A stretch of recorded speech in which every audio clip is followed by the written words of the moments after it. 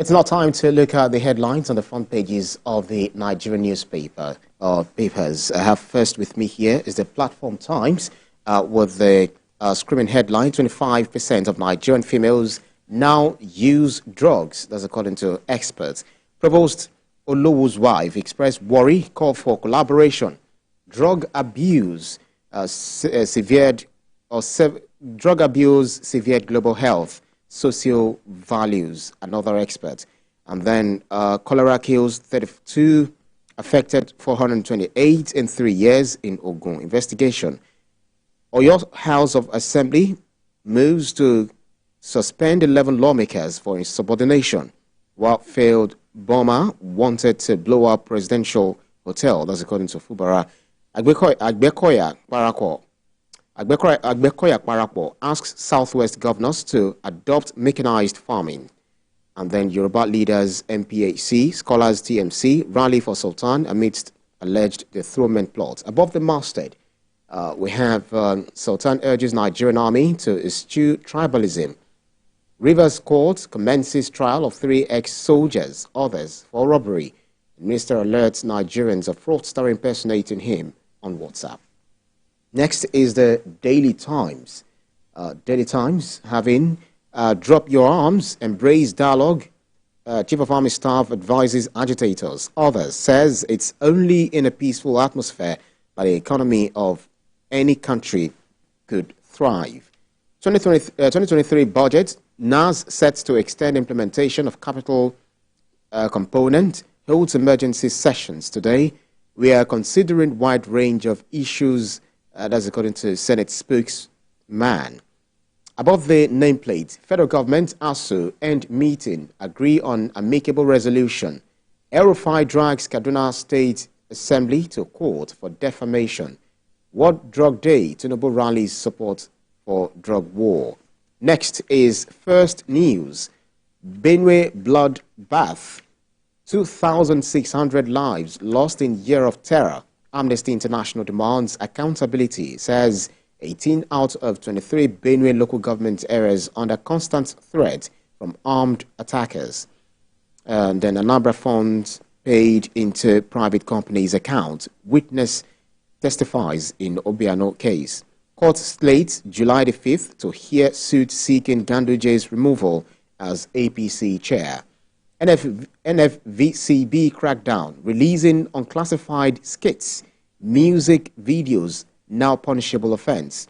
Nigeria records $24 billion FX inflow in first quarter of 2024, says CBN Governor Cardoso. El-Rufai drags Kaduna Assembly to court over alleged misappropriation of 432 billion naira.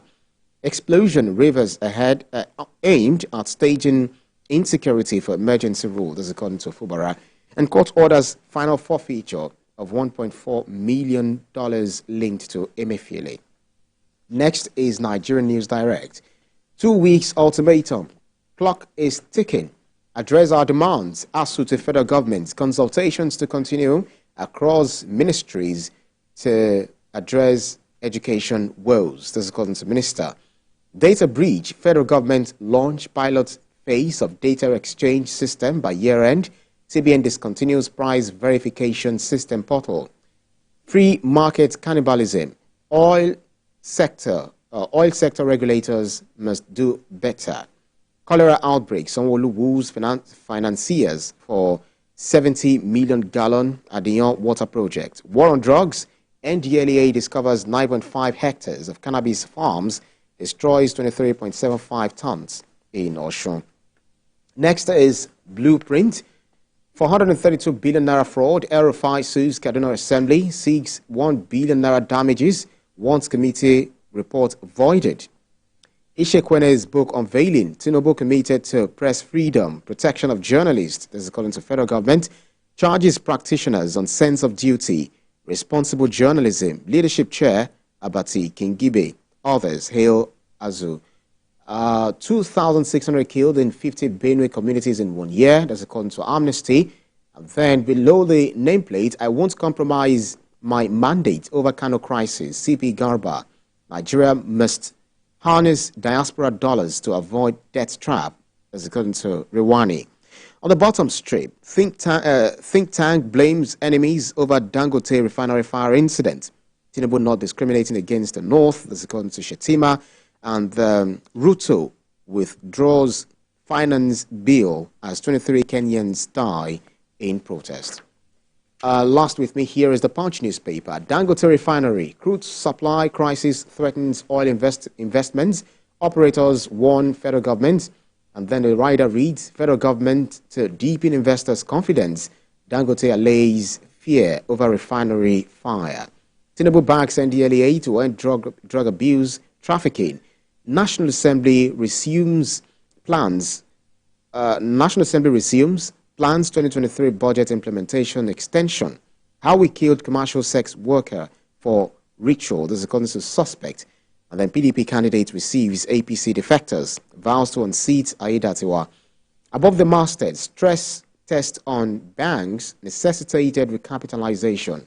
That's the CBN governor, Cardoso. Government, ASU, meet to avert strike in varsities.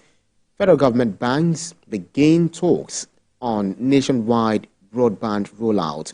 And on the air of the newspaper, we have 423 billion naira theft. Aerofy sues Kaduna Assembly. Challenges probe. Lamide. I begin here with the salient times. Masterminds of failed dynamite explosion wanted a state of emergency in Rivers State, according to the governor, Ubara. We arrested 52,901 drug traffickers, secured over 9,000 convictions in 3 years, according to the chief executive officer of the NDLE. Bobra Mawar retired. 2,600 killed in 50 Benue communities attacks in 1 year. Amnesty International. And on the bottom strip, drama speaker orders Edo deputy majority leader out of plenary over improper dressing. FCCPC urges federal government to reopen borders for legal food imports. El-Rufai sues Kaduna Assembly over 432 billion naira probe. Nigeria requires 348 trillion naira to address infrastructure deficits. And on the Labour Party crisis will be to meet a Papa group. Others, rather there, says the Labour Party wants NLC to resolve differences with the party chairman. The story is making the front page of Salient Times. To The Guardian, high cost of care hits public hospitals on uninsured patients. Hospitals insist on deposit payment before care. And patients, caregivers stranded over 150% hike in cost. Patients explore cheaper alternatives, herbal concussions. Over 90% of Nigerians still have no health insurance. Naira depreciation adds 17.8 trillion naira to public debt in 3 months. On the cholera outbreak, Nigeria records 54 deaths, 1,579 cases in 32 states. The Northeast, home to over 2 million uneducated children, says UNICEF. As Nigeria recorded 75,000 new HIV infections in 2023. Hundreds of APC members decry hunger.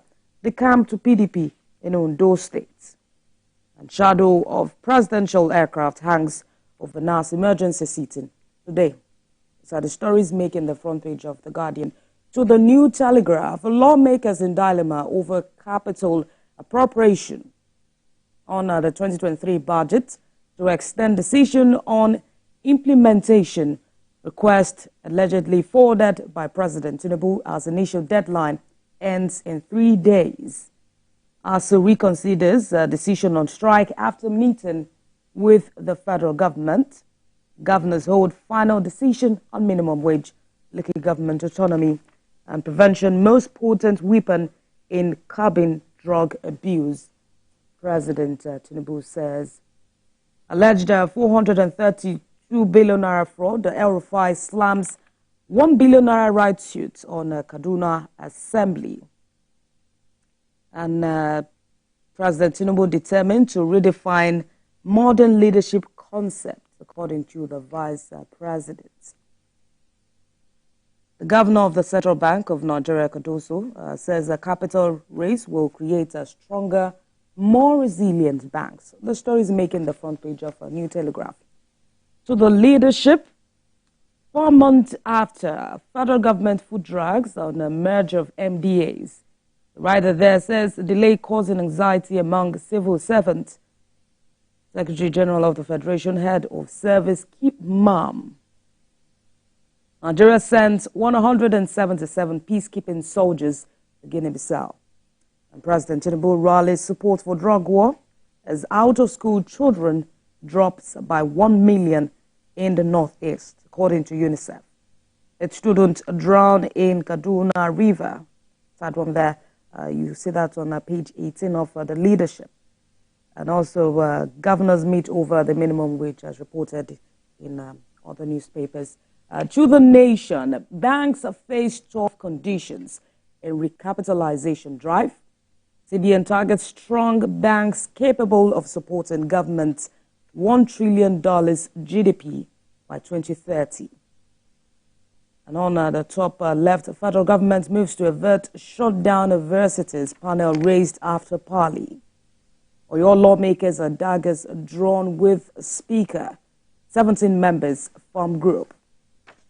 Police plan data centers for 774 council headquarters. Edo female lawmakers sent out a plenary for improper dressing. And on the bottom strip, President Tinubu not discriminating against the North, says Shatima.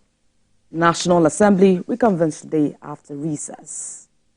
These are the stories making the front page of The Nation. And finally, on the Sporting Live, Messi shares gigantic cake with fans as he turns 37. Amokachi wants a job in Europe, spends 2 nights in London discussing with ex-teammates, open to manage Israeli-Turkish clubs, shut out Eagles' jobs for now. Audacious £180 million bid, Man City offer Varys De Bruyne in Rodrigo's swap deal. Neymar bagged for shock Arsenal move. And here in Nigeria, Davido starstruck Victor Osimhen says Napoli star is the world best. Those are the stories making the front page of Sporting Life. Absolutely. So many items to chew on this morning, and some of which, or one of which we'll look at, which is Dangote Refinery, where the fire outbreak, happened yesterday at the company located at the Lekki Free Trade Zone in Lagos.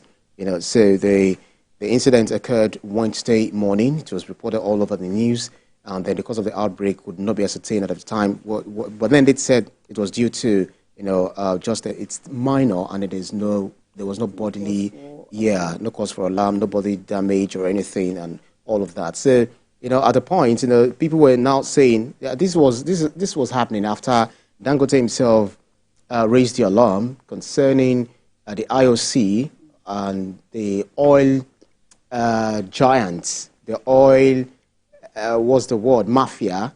They're trying to sabotage the efforts of Dangote Refinery, which all Nigerians are actually looking forward to helping to contribute to the influx of petrol, or the flow of petrol on the streets, so to speak, meaning that we'll have enough barrels per liter, moving across the street where people will have access to it, and then maybe by way of opportunity, we'll have it reduced when it comes to the pricing and all of that. And some are saying that, a prophet had actually prophesied that it was going to happen. And I told the person yesterday that, come on, listen, it's not the first time a refinery will be, catching fire as such, because, of course, what they deal with, it's more like something that is very flammable. So because if you go to Philadelphia Gulf Refinery, 8 firefighters died, 14 others injured, during the fire incident in 1975. Chevron Richmond Refinery, 3 workers were said to be treated in 2013. That's after a diesel leak.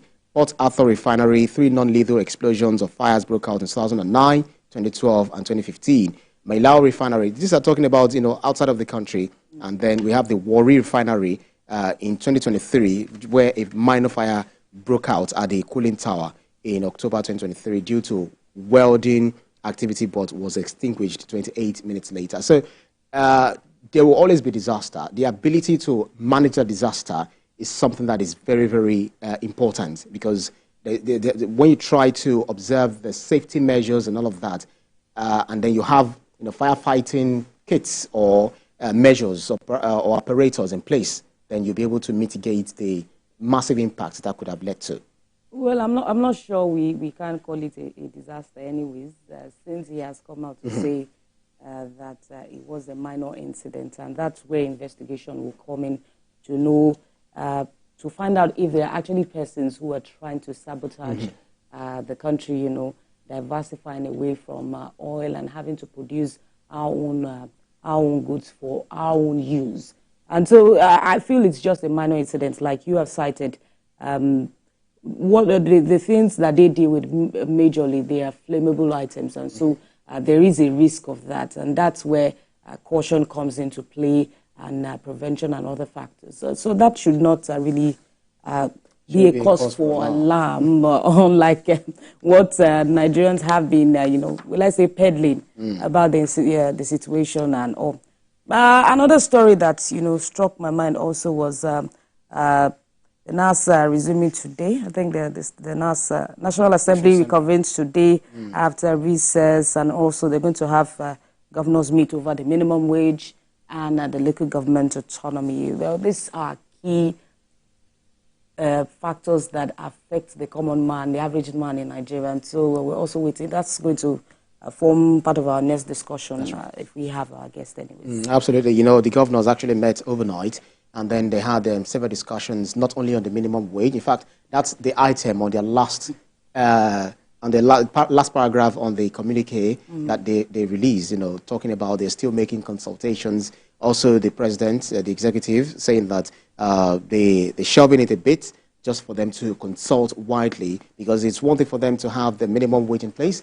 It's another thing for them to be able to pay.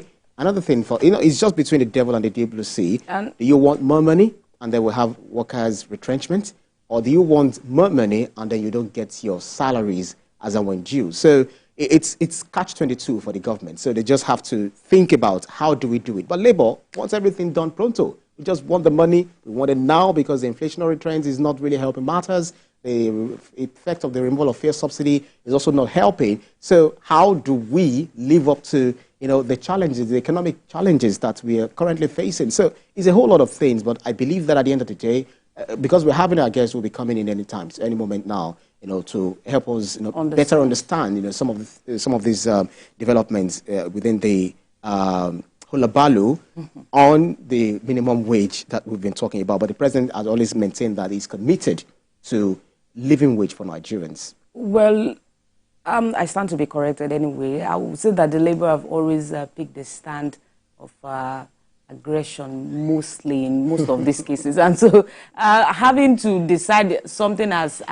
large as this that will affect a larger number of the population, then this is not something that can be decided in just 3 months. That's right. And without proper consultation. And that's where, even as we are having conversations on local government autonomy, when the local governments are important factors in deciding if they can actually pay, because they also have their own staff. All right, Lamide, let's just take it